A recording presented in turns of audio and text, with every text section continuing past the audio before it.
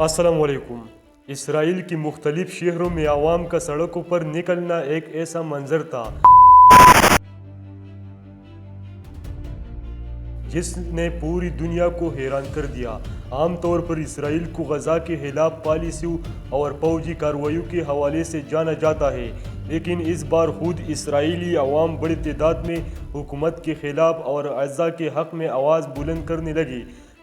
Meanwhile, this was the scene in Tel Aviv last night, where hostage families urged the public to join them in a one-day general strike due to be held in Israel on Sunday. The strike was demanded by the families and others who say the expansion of the war puts the lives of Israelis being held by Hamas at great risk. Tel Aviv, Haifa اور یروشلم جیسے بڑے شہروں میں ہزاروں افراد نے جمع ہو کر احتجاجی ریلیاں نکالی۔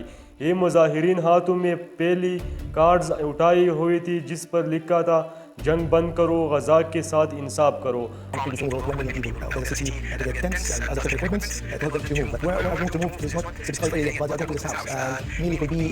اور امن سب کے لیے ضروری ہے۔ یہ احتجاج اس وقت سامنے آیا جب غزہ میں مہینوں سے جاری حملوں نے عام شہروں کی زندگی اور اجرین بنا دیا۔ معصوم بچے، خواتین اور بزرگ مسلسل بمباری کا شکار ہو رہے تھے، اور ان کے یہ حالات دیکھ کر نہ صرف دنیا بھر میں آوازیں اٹھا رہی تھی بلکہ اب اسرائیل کے اندر بھی لوگوں نے حکومت کی پالیسیوں پر سوال اٹھانا شروع کر دیا۔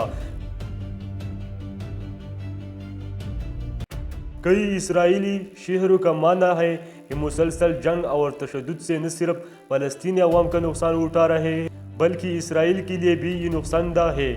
وہ سمجھتے ہیں کہ یہ جنگ امن کا راستہ بند کر رہی ہے اور آنے والی نسلوں کو بھی خوف اور نفرت کے ماحول میں دھکیل رہی ہے۔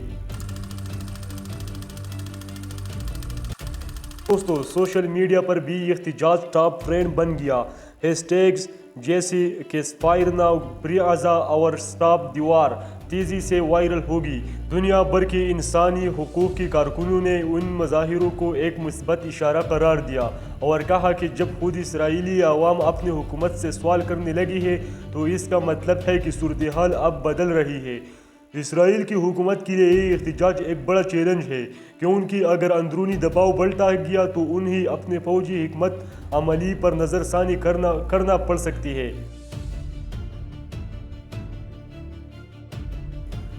احتجاج میں شریک کئی اسرائیلی نوجوانوں نے میڈیا سے بات کرتے ہوئے کہا کہ وہ فلسطینی عوام کو دشمن نہیں سمجھتے ہیں بلکہ انہیں بھی اپنے جیسے انسان مانتے ہیں جنہیں جینے کا حق ہے۔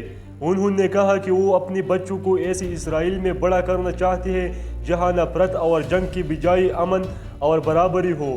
کچھ یہودی مذہبی رہنماؤں نے بھی ان مظاہروں میں شرکت کی اور یہ کہا کہ یہودی مذہب امن کا پیغام دیتا ہے اور بے گناہ انسانوں کا خون بہانا مذہبی تعلیمات کے خلاف ہے۔ تو دوستو، عالمی تجزیہ کاروں کے مطابق یہ احتجاج اس بات کی علامت ہے کہ اسرائیل میں بھی رائے عامہ بدل رہی ہے۔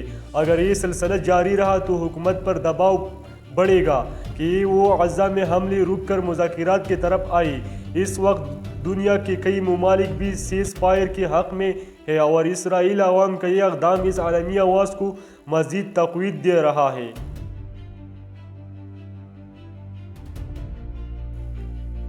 یہ احتجاج اس حقیقت کو اجاگر کرتا ہے کہ عوامی طاقت ہمیشہ حکومتوں کی پالیسیوں پر اثر ڈال سکتی ہے۔